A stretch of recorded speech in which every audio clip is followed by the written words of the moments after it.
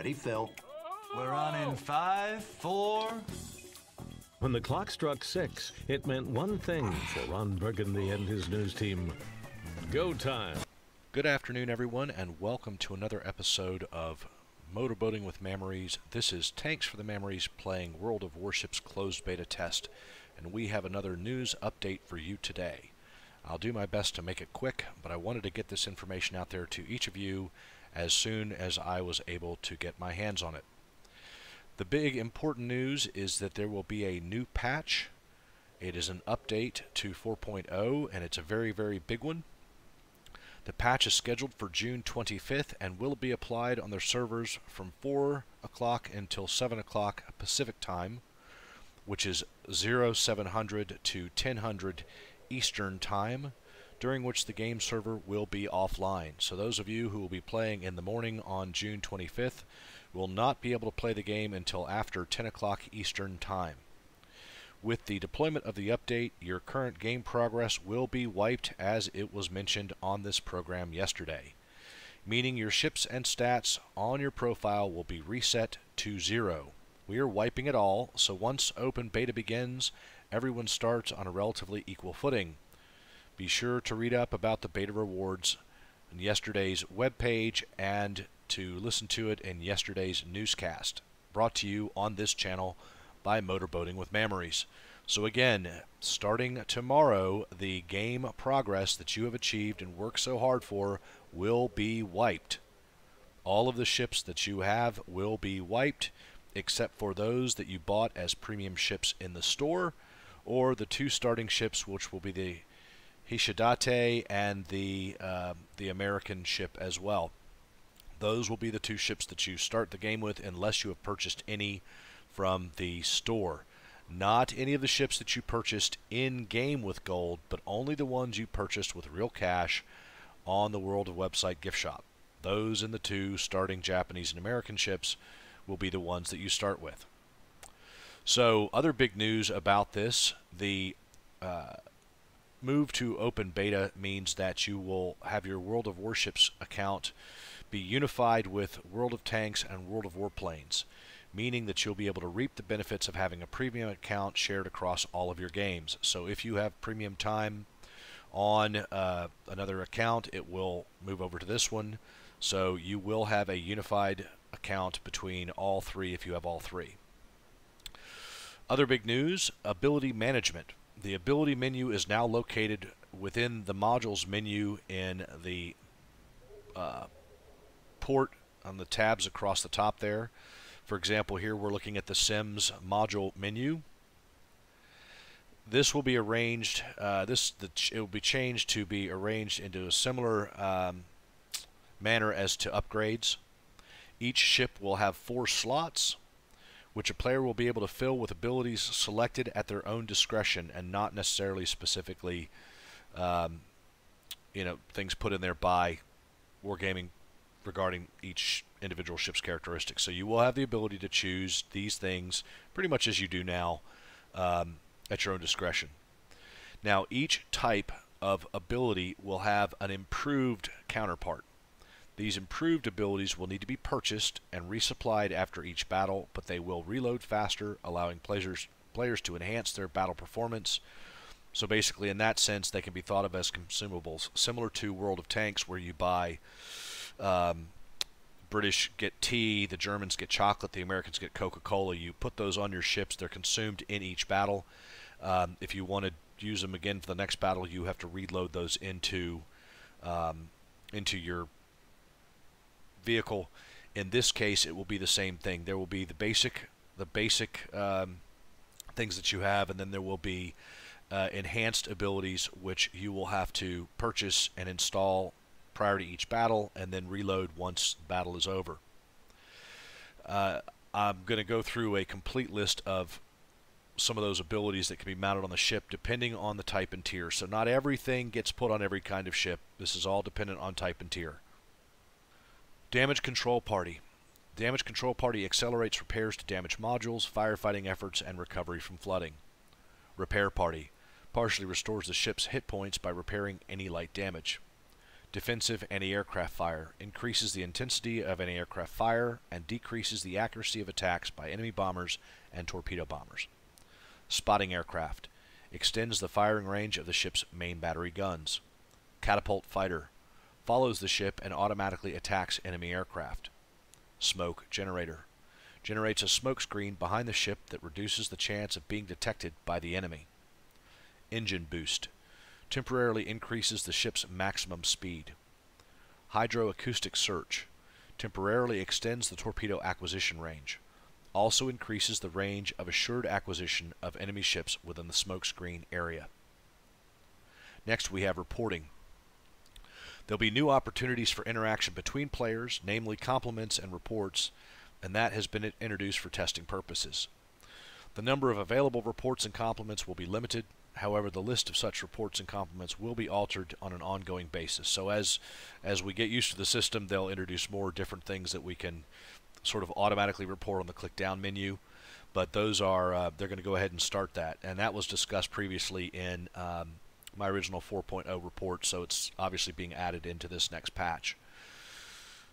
Moving on to crew skills. There are going to be some big deals in crew skills here, and these will be in the patch coming into open beta. The system of mastering commander skills has been revised. 7 new skills have been introduced, and again, I mentioned these in my previous original 4.1 patch notes, but it's worth reviewing here again as well. Level 1 skills: expert loader, basic firing training, basics of survival, situational awareness, and expert rear gunner. The details on those are as follows. Expert loader accelerates shell type switching if all main battery guns are loaded. Basic firing training improves the performance of the secondary battery armaments. Basics of survivability accelerates repairs to modules, firefighting, and recovery from flooding. Situational awareness includes a special indicator showing if the ship is detected by enemy ships or aircraft. Expert rear gunner increases the efficiency of self-defense armaments for aircraft with rear gunners. So if you've got a torpedo plane or a dive bomber who's got a rear machine gunner, it increases the efficiency of that for self-defense when you're getting attacked by enemy fighter planes. Now, level 2 skills: aiming expert, torpedo armaments expertise, fire prevention, incoming fire alert. So the details on those are as follows. Aiming expert increases the aiming speed of the main battery guns. Torpedo armament expertise reduces the reload time of torpedo tubes and the servicing time of torpedo bombers. Fire prevention reduces the chance of a fire on the ship. Self-explanatory. Incoming fire alert. A warning is displayed about the risk of exposure to long-range artillery fire. Yeah, that's going to be a pretty important one, but I think it depends on the kind of ship you're in. If you're in a fast cruiser destroyer, that's obviously going to be helpful, so you can begin to shift. But I'd like to know exactly sort of where you get the warning. Is it when an enemy ship turns its main batteries on you and fires, or is it sometime as the shells are in the air? That'll be interesting to see. Anyway, level 3 skills: high alert, vigilance, dogfighting expert, and superintendent. In order, it is high alert, reduces reload time of damage control party ability. Vigilance extends torpedo acquisition range.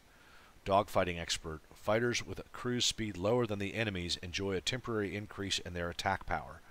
The bigger the difference in speed, the greater the increase. So if you're in a lower tier aircraft carrier with lower tier fighters going up against a higher tier aircraft carrier with higher tier fighters, you will get a bit of a boost when your aircraft engage the enemy aircraft. Last one is superintendent, which increases the capacity of auxiliary consumables for special skills. Moving on to level 4 skills: demolition expert, advanced firing training, last stand, aircraft servicing expert. So the first one, demolition expert, increases the chance to set an enemy ship on fire.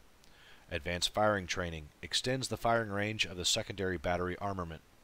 Last stand: whenever the engine or steering gears receive critical damage, they continue to operate with a penalty. So they're not as efficient, but they will continue to operate as opposed to being totally shut down. Aircraft servicing expert increases aircraft servicing speed and survivability. I'm assuming this is other than just the torpedo bomber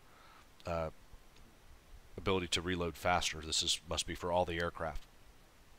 And I would assume that the aircraft servicing expert skill stacks on top of the torpedo armament reloading skill. Level 5 skills: last chance, preventative maintenance, concealment expert, air supremacy, jack of all trades.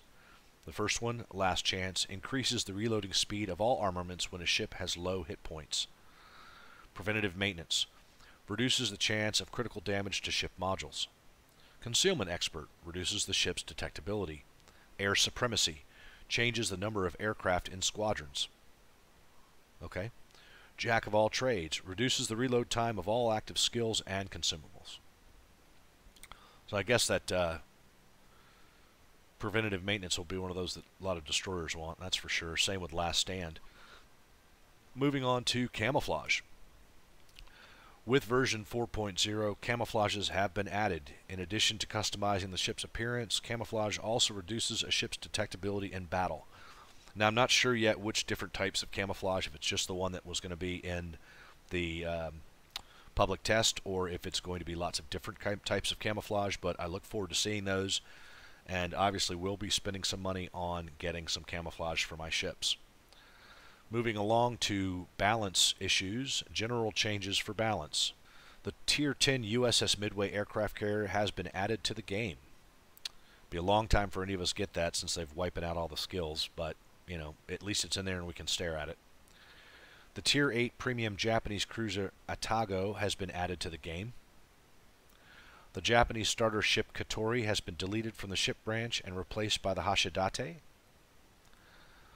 I believe the Hashidate was in the public test, so it is now in there. It is basically sort of a coastal patrol ship. I haven't played it yet, but I'm actually looking forward to it. Let's see, alternative strike aircraft attack. The point attack becomes a commander's ability and is no longer available by default, which means that you can't now anymore just, say, attack a smoke screen. You will have to earn that as a commander's ability, so you can't do it right in the beginning. Smokescreen effect times have been reduced 65 to 97 seconds, down from 90 and 120, and will increase at higher levels.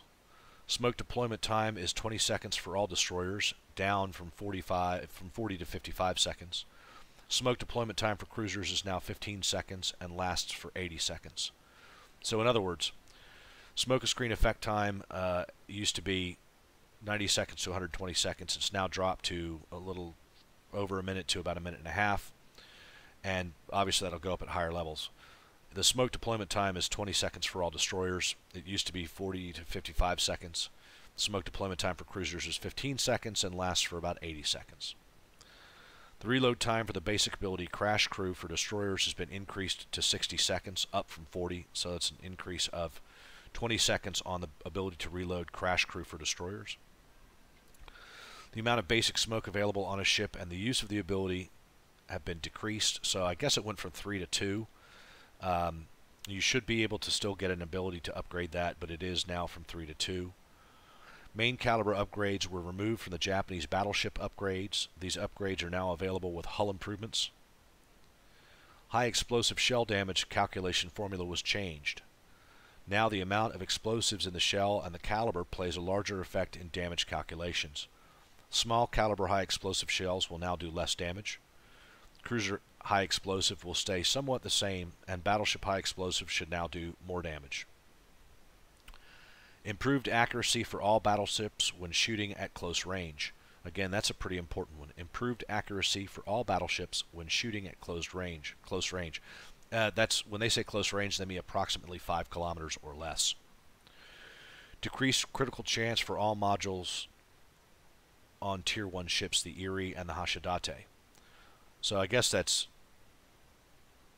decreasing the chance of critical damage for all modules on Tier 1 ships, Erie and Hashidate. So it's not what they said, but that's I'm pretty sure that's what they mean. Any aircraft power on the North Carolina has been decreased. Patrol radius for spotter aircraft and catapult fighters was slightly reduced. Striking setup for Tier 9 and Tier 10 carriers has been changed to be more versatile, including fighter squadrons. top multi-role setups for Tier 9 and Tier 10 Japanese carriers has been changed to fighter setups. So it'll be a while before we get there, and they'll probably make some changes to that again, but it seems to me like you can now change the number of different squadrons of aircraft away from what they originally had to something that's a bit more versatile now in Tier 9 and 10 carriers. Torpedo drop distance with the Alt key has been returned to the previous 0.3.1.3 settings. So torpedo drop distance with the Alt key has been returned to previous settings from the 3.1 series of patches. In other words, when you do finally get the ability to do manual torpedo drops, it is going to be based on the way you could do them in a 3.1.3 settings. So, ship changes coming up next here. We have some ship changes.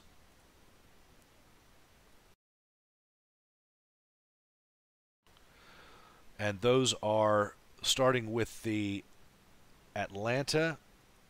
Surveying cameras in combat have been refined. I'm not sure what that means. I guess it's different ways you view the ship have been refined. With the New Mexico, an ability to launch an air reconnaissance spotter aircraft has been added to the hull of the last modification. Means the top ship hull for the New Mexico gets a spotter aircraft.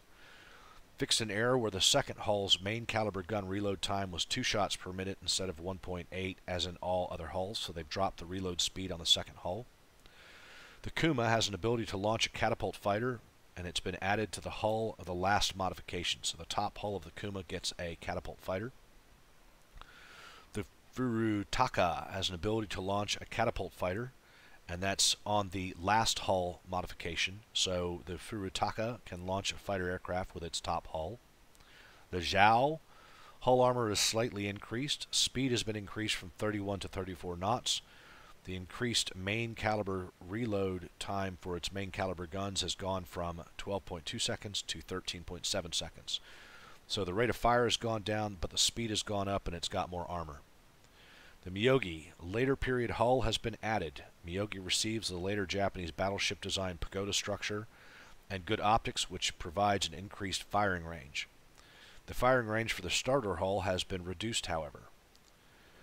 Also, for the final maximum configuration hull, an ability to launch an air reconnaissance spotter aircraft has been added to the Miyogi. So the Miyogi gets a later battleship design hull and pagoda, which will increase the firing range, but the base model Miyogi has less firing range than it did previously. And at the very end of it, when you fully kit out the Miyogi with all of its upgrades, you will get a reconnaissance fighter plane, or reconnaissance spotter aircraft added. The Congo, an early hull for the Congo has been added. It will become the first configuration of this ship in the game. Fuso, an early hull of the Fuso has been added. It is now the first configuration of the ship in the game. The situation is the reverse of the Miyogi. There is no pagoda or optics in the early modification, so the firing range will be reduced. There is also no torpedo protection. Nagato, an early hull has been added and it will become the first configuration of the ship. Amagi, an early hull has been added and it will become the first configuration of its ship. So the Amagi and the Nagato, the Fuso, the Congo all get early model hulls. The Miyogi gets a late model hull. Yamato, ship's detectability by planes has been lowered from 17 to 16 kilometers. Magami, increased distance for detectability by firing the 350mm main gun. Increased range of vision by 1 kilometer. Increased detectability by other ships from 10.8 to 12.6. Increased detectability by planes from 7.5 to 8.5 kilometers. So, Magami, increasing distance for detectability when you fire the guns, increased range of vision by 1 kilometer, increased detectability by other ships from 10 to 12 kilometers, increased detectability by planes from 7.5 to 8.5 kilometers. Now, we do also have some game map changes, and we'll talk about those now. So the visual appearance and map designs for all maps are still considered to be works in progress, so this may change as well, and we will see lots of changes to maps over time, just like with World of Tanks. Let's start with the newest map, which is the Two Brothers map. It's been added to battles played by ships of tiers 6 through 10 for standard battle and domination mode. This map was in the test server game there, and it is being added to play for everyone in tiers 6 through 10 for standard battle and domination modes. The ocean map is now unavailable for ships of starting tiers to prevent novice players from getting into battles on that map. I'm assuming that's like the tier 3, maybe tier 4. So the ocean map will not, none of us will see the ocean map right away because we'll all be in low tier ships. So as soon as you grind out of those low tier ships, you'll be able to start seeing the ocean map. The respawn points have been revised on the big race map. On the New Dawn map, the location of islands has been changed, and the open seas areas in the map corners have been expanded. On the north map, a passage through the large island in the right-hand part of the map has been added. The respawn points have also been revised. Balance corrections have been made to the islands of the ice map. Map randomization priorities have been reworked to take into account the new map. So obviously, the map rotation should be changed with the addition of the Two Brothers map, but also since we won't be seeing that until we get to tiers 6, and the ocean map will not be available for novice players either, we're going to get just a few maps to start with, but as you grind up, you'll start having access to other maps as well. On the fault line map, an airfield and town on the islands has been added. On the New Dawn map, small shore towns have been added. Designations of areas in the domination mode are now placed in alphabetical order from west to east and north to south. Settings for heavenly rays from the sun have been changed on most maps to be less blinding. And I actually noticed that. I had some of that Michael Bay lens flare going on in my one of my maps, and I didn't see incoming torpedoes. I was scrambling around looking for the torpedoes and couldn't see the wakes in the water because of the glare from the sun. Anyway, we're also having some client updates. There will be an automatic tuning of the game client settings, which has been implemented in this version of 4.0. During the first launch of World of Warships, the game client will test the computer's performance and determine the optimum graphic settings. In the course of determining the optimum settings, the system will also take into account the CPU and GPU of the player's computer.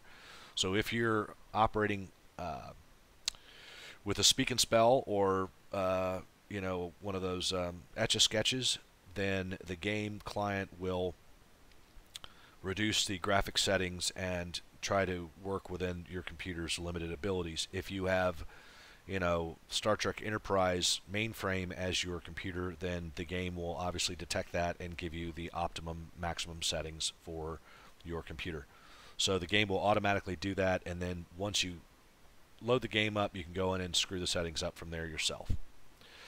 Graphics. Visual effects for torpedo explosions on impact with a ship or the ground have been improved. So it looks like we're getting some bigger booms from torpedoes. Torpedo wakes now include a more realistic foam trace. So that should help with spotting once you're able to spot torpedoes. Moving on to sound. And again, folks, I'm trying to get through this as quickly for you as I possibly can. I apologize for the delay. Sound. Game interface sounds have been improved. New gun sounds have been added, and the existing sounds have been revised. Ship movement sounds have been fully remade. Aircraft movement sounds have been reworked and are now more realistic. All sound effects have been mixed. Audio performance has been improved.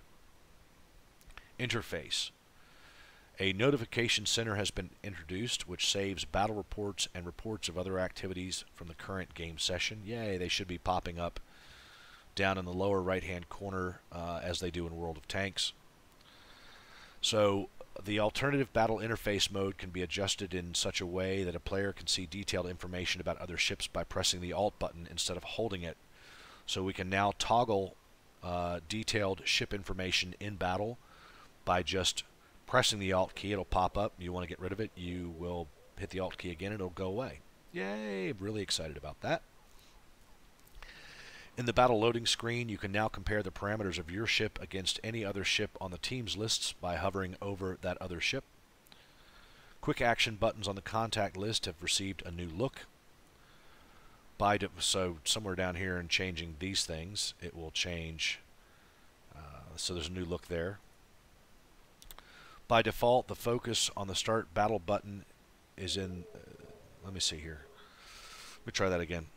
By default, the focus is on the Start Battle button in the battle loading screen. So instead of it being down there at the bottom, it's going to be somewhere else in the middle, I'm assuming. When you enter the commander's screen, the From Reserve tab is selected by default. Ah, interesting. When you enter the commander's screen,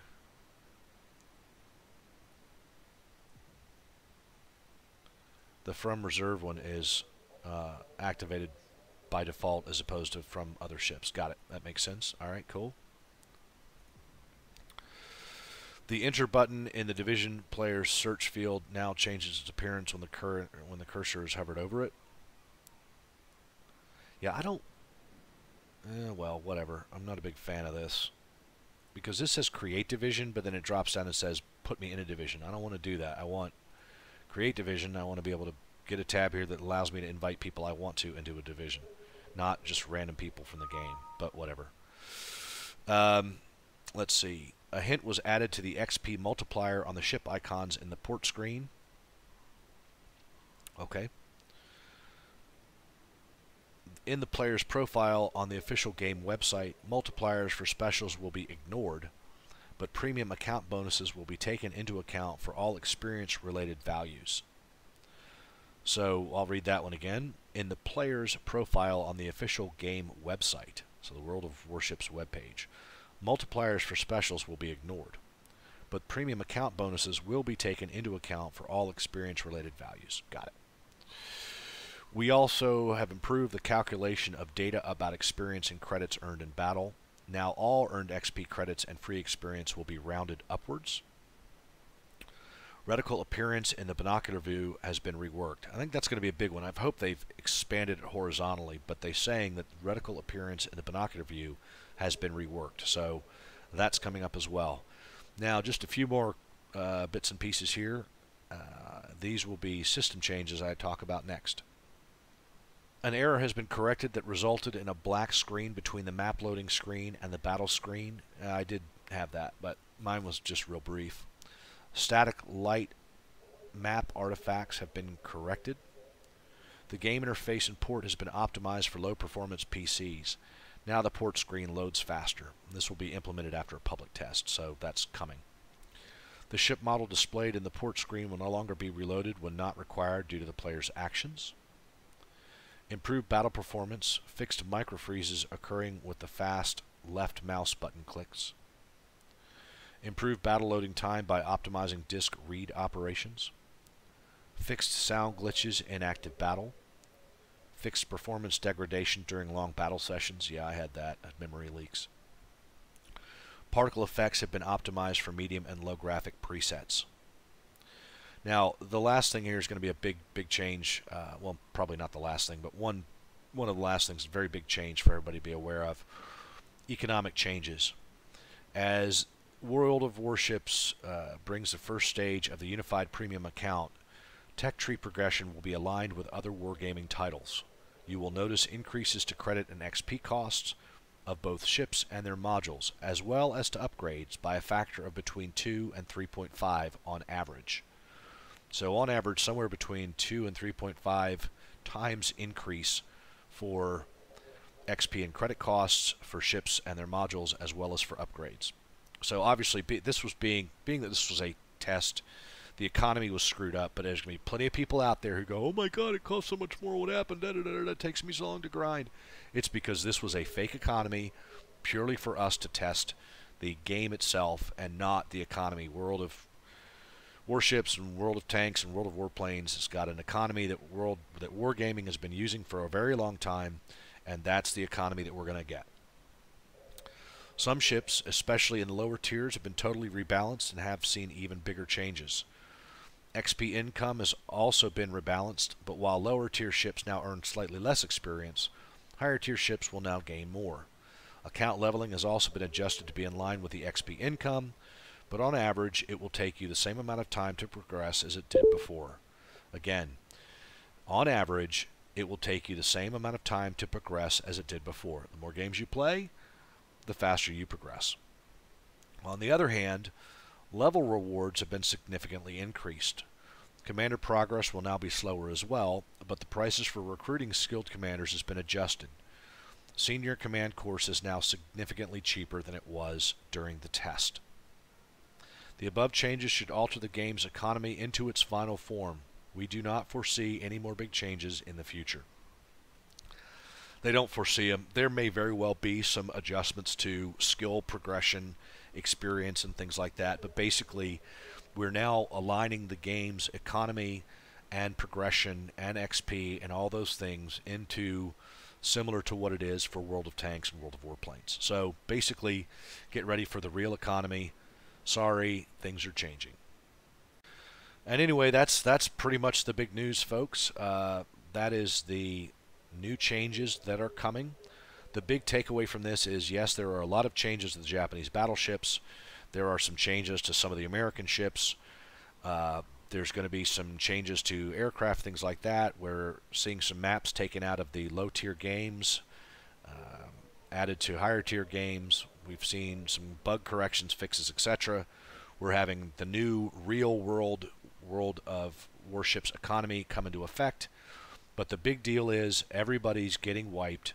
So get your final videos in as quickly as you can on the ships that you've got, and get your play in, because starting June 25th, a patch is coming from 7 o'clock in the morning to 10 o'clock in the morning Eastern Time, which will wipe all of your progress. Big news. Once open beta begins, everybody starts on a relatively equal footing. So they are going to wipe the progress here on June 25th. Anyway, that's it, folks. Thanks for watching. I appreciate you guys checking out this latest news flash. Please do like and subscribe to my video series. Once we get into open beta, I'll be doing a bunch of new things, hopefully very interesting. And we've got a special surprise coming up this evening. We're going to be doing another video today, so I'll have 2 in one day. And it'll get posted later on this evening, so look for that tomorrow morning. Special surprise video. New series I'm going to be starting, and I hope you guys look forward to it. So this is Tanks for the Mammeries. Series is Motorboating with Mammeries. This has been a news flash. Thank you for watching, and have a great day.